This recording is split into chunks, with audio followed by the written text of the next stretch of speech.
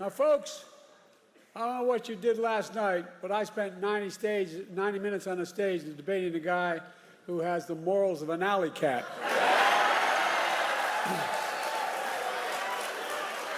Did you see Trump last night?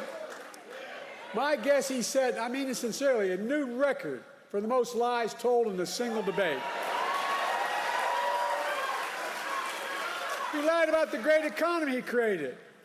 He lied about the pandemic he botched, killing millions of people. He closed businesses, he closed schools, losing their homes, people all over this country. America was flat on its back. So I told Trump that he was just one of two presidents in American history who left office with fewer jobs than he started. Herbert Hoover was the other one. That's why I call him Donald Herbert Hoover Trump.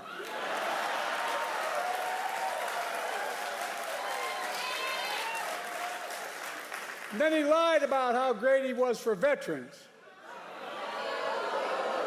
But then I told him how he had called a veteran who had given their lives in the country in World War I and refused to go to the grave sites. He called them suckers and losers.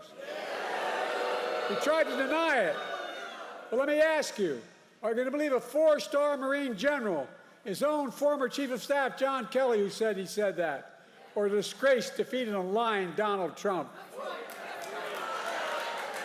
My son was one of those people, not a World War but in the Vietnam. Folks, look, how about the fact that 44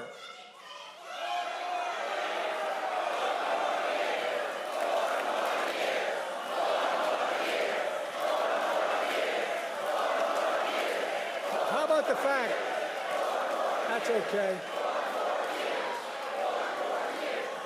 How about the fact that 40 out of his 44 top advisors, including the vice president, aren't supporting him this time around? The people who know him best, 40 of them said, I will not support the man I work for this time around. It tells you a lot about the person who knows him. Look, he lied about how great he was on crime. I had to remind him that he oversaw a record increase in murder rates in 2020. On my watch, violent crime has hit a 50-year low. There's more to do with a 50-year low. And then I pointed out that the only convicted criminal on the stage last night was Donald Trump. When I thought about his 34 felony convictions, his sexual assault on a woman in a public place, his being fined $400 million for business fraud, I thought to myself, Donald Trump isn't just a convicted felon. Donald Trump is a one-man crime wave.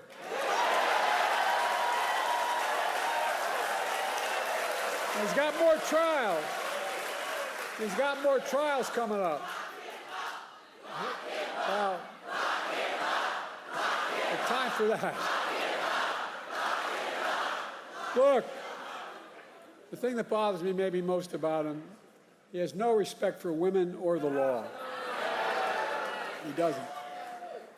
And then, his biggest lie, he lied about how he had nothing to do with the insurrection of January 6th.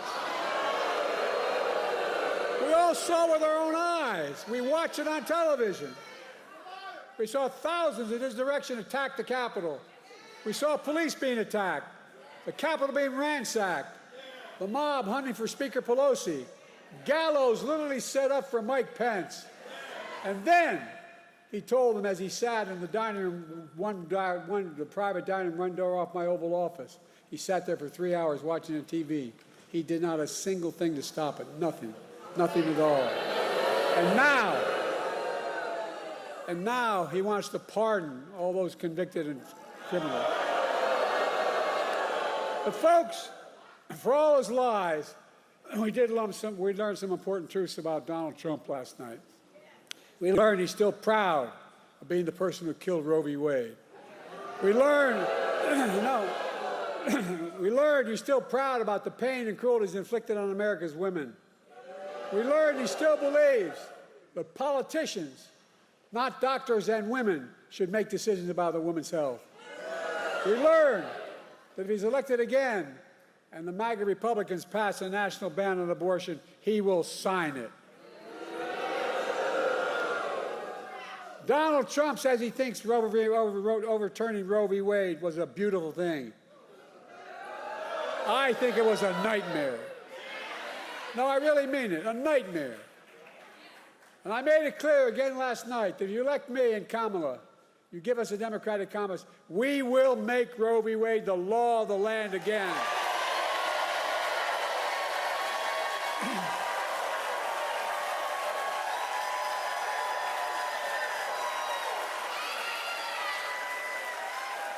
He continued to lie.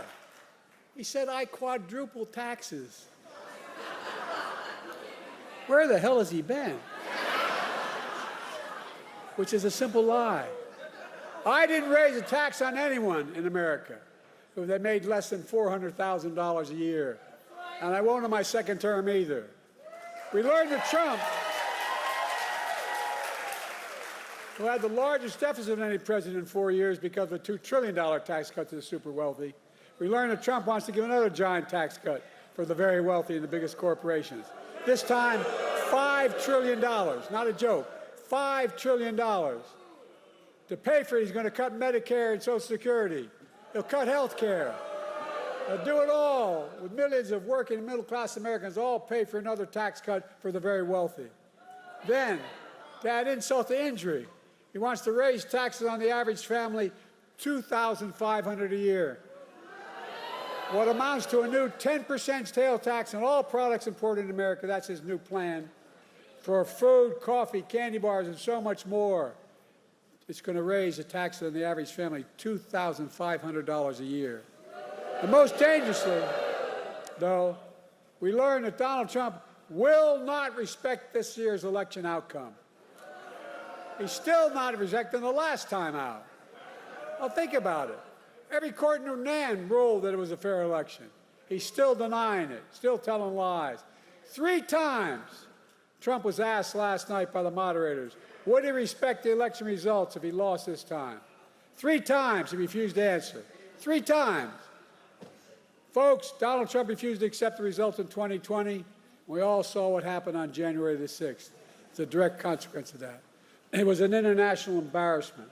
By the way, as I go to these international meetings, I know every major world leader, and I literally, because I've been around, as you might have noticed. But they asked me, did he really mean this? Was this real? It caused a constitutional crisis and international embarrassment. Now, Trump is making it clear that if he doesn't win this time, there will be, in his words, bloodshed. No president has ever said anything like that. No president. His words, not mine. We're going to let Donald Trump attack our democracy again? I don't think so. Folks,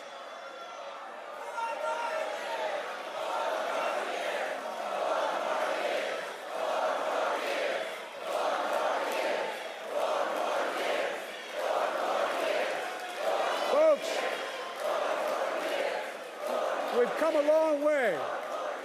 We've come a long way from the mess that Donald Trump left us. We came out of the pandemic. We're a long way from where Donald Trump telling us to inject bleach in our skin, that COVID is not that dangerous. Today, we have the strongest economy in the world without exception. 15 million new jobs, 800,000 manufacturing jobs, unemployment under 4% for a record 2 years in a row. Historic Black and Hispanic unemployment down. Historic creation of small businesses in Black and all communities across the nation, particularly in rural areas. Historic economic growth. Inflation has dropped from 9% to 3% and is still going down. I know we have more to do to get prices down. We have to take on corporate greed. They're making twice the profit they were before the pandemic. We got to make housing more affordable, provide child care, make the tax code fair. 16 Nobel winners of the economic Nobel Prize have looked at my economic plan this week. They've issued a report and a Trump's plan. Here's what they concluded. They said that my plan would continue to grow the economy and bring down inflation. 16 Nobel laureates. And that Trump's plan would send the nation into recession and inflation soaring through the roof. But don't take my word for it. Folks, let me close with this. I know I'm not a young man. State the obvious. Well, I know.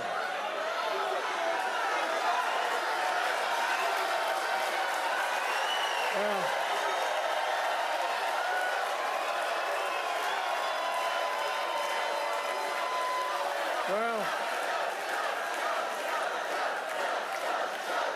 I don't.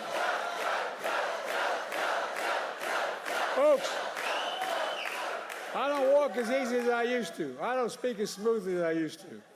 I don't debate as well as I used to. But I know what I do know.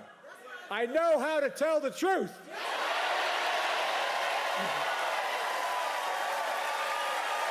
I know right from wrong. And I know how to do this job. I know how to get things done. And I know, like millions of Americans know, when you get knocked down, you get back up.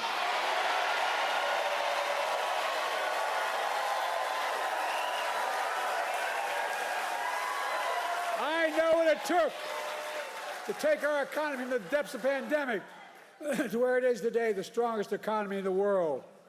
I know what it'll take to bring this economy to everybody. I know what it'll take to rally the world to stand up against Putin and defend freedom, not yield to him. And I know what it'll take to keep the world safe and free for the years ahead. Folks, I give you my word as a Biden, I would not be running again if I didn't believe with all my heart and soul I can do this job. Because quite frankly, the stakes are too high. The stakes are too high.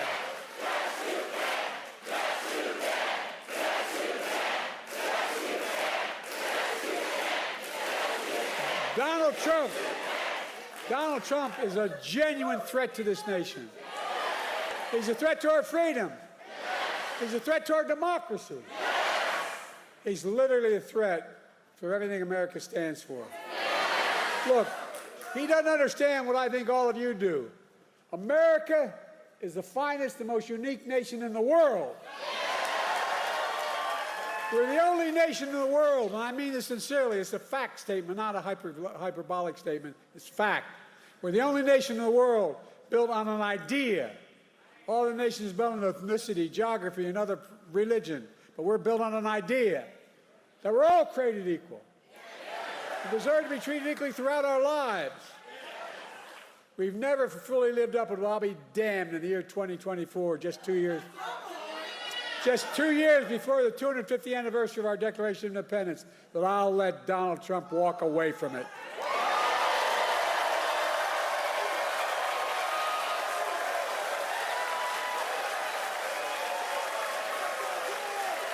I give you my word. I give you my word as a Biden. We're still a nation. I believe we're still a nation that believes in honesty and decency and treating people with respect. I still believe we're a nation that gives everyone a fair shot and leaves nobody behind. We're still a nation that gives hate no safe harbor. And we're still the beacon to the world. We can never give up what makes America, America. Donald Trump is motivated by revenge and retribution. Well, revenge and retribution never built a damn thing. You and I, we Americans, are a nation of hope, optimism, and possibilities. That's what always built America. And that's going to continue to build America today. The choice in this election is simple. Donald Trump will destroy our democracy. I will defend it.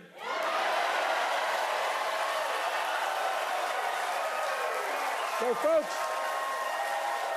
are you with me?